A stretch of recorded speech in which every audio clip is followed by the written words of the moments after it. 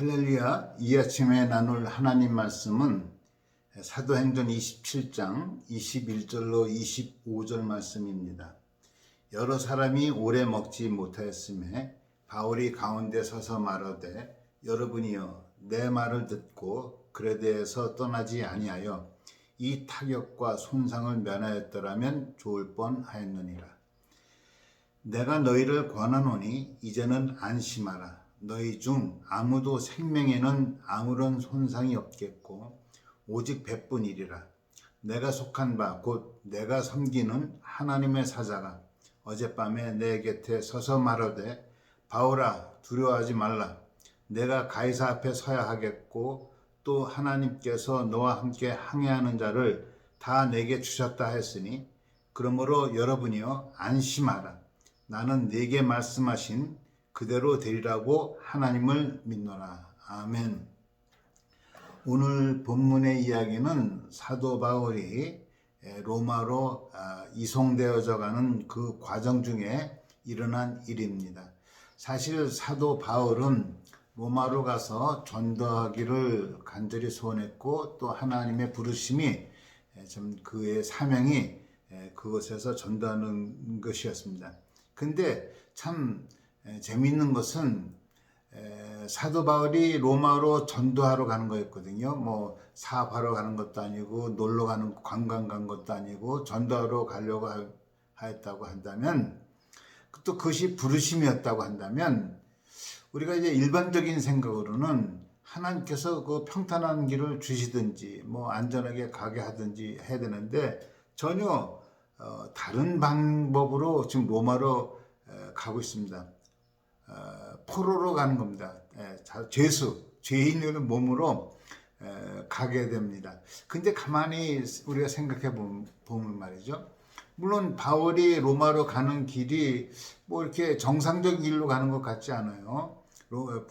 죄수로 재판받는 과정으로 가는 건데 만일 바울이 정상적으로 자기 두 발로 로마로 갖게 되었다면은 어떤 일이 벌어졌을까? 우리 사도행전을 가만히 보면 사도 바울을 죽이지 않으면 결사대까지 있잖아요. 금식하면서 사도 바울을 죽이려고 하는 결사대까지 있는 걸 보면 또 참 재판 과정 중에서도 사도 바울을 죽이려고 하는 암살단이 있고 말이죠. 제대로 갔겠는가? 그렇지 않았을 겁니다. 사도 바울이 로마로 가는 것은 죄인으로 몸으로써 재판받으러 가는 호송되어 가는 거, 호송되어. 근데 그 호송되어지는 과정 중에 로마의 정규군이 딱 그를 호위하고 지켜주기 때문에 가장 안전하게 갈 수 있었어요, 사실은요. 여러분, 때로는 우리가 살다 보면은 하나님께서 정말 내가 원하는 방향으로 안 가고 참 이게 정말 일이 꼬이는 것 같은데 그것이 하나님 보시기엔 가장 나에게 안전한 길이 될 수가 있다는 거예요.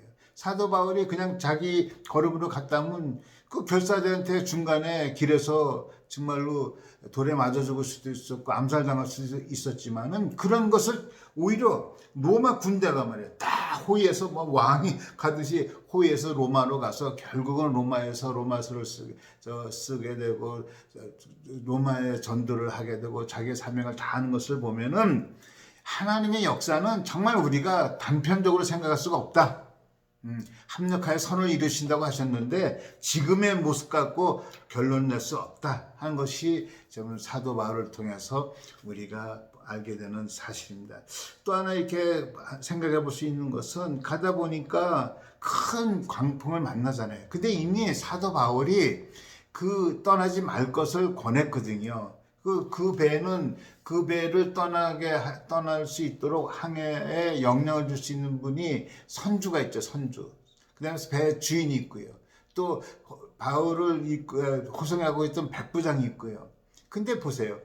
그 사람들이 말을 안 들어요. 누구 말을 안 듣습니까? 기도했던 한 사람의 말을 안 듣습니다. 사도 바울은 배에 영향을 줄 수 있는 사람은 아니지만은 하나님과 늘 교제하고 하나님 말씀을 듣는 사람이었어요. 기도하는 사람이었다고요.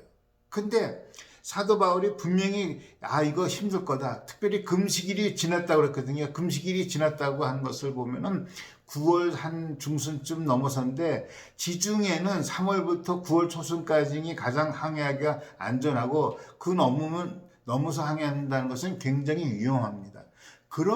그럼에도 불구하고 위험에도 불구하고 선주나 선장이나 그 백부장은 자기네들이 빨리 가야 되기 때문에 자기네 목적을 위해서 어떤 목적을 위해서 그냥 굳이 위험을 무릅쓰고 갑니다.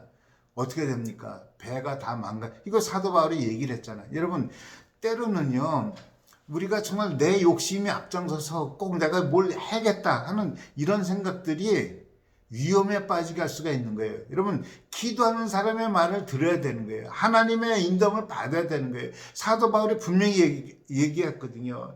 이거 위험하다.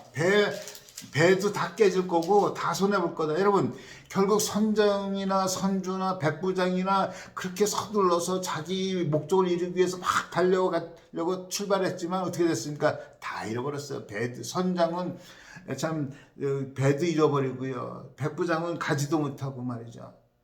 여러분 때로는 기도하는 사람의 음성을 들어야 돼요. 하나님의 말씀을 들어야 돼요. 말씀을. 그러면서 오늘 본문에 그 얘기를 하잖아요. 사도 바울이 그럼에도 불구하고 너희들이 정말 내 말을 들었으면 이 타격과 손상을 면했으면 얼마나 좋았냐. 그러나 할 수 없다. 그러나 이제라도 안심하라. 너희 생명에는 아무런 지장이 없겠다. 하나님께서 내게 말씀하시기를 너는 하나님 앞에 가이사 앞에 서야 될 거다. 여러분 소명이 있고 사명이 있는 사람은 하나님께서 지켜주셔요. 여러분 할렐루야. 여러분에게 각자의 하나님 부르심이 소망이 남아있으면 하나님이 지켜주세요. 어떤 어려움에서도 지켜주신다고요. 내가 가이사 앞에 서야 하겠다. 하나님께서 너와 함께 항해하는 자를 다 내게 주셨다. 말씀을 들은 거예요. 사도 바울이 이 말씀을 들었기 때문에 그 풍랑중에서도 안심하라고 하고 있는 거예요. 여러분 지금 여러분에게 주시는 하나님의 음성을 들어야 돼요.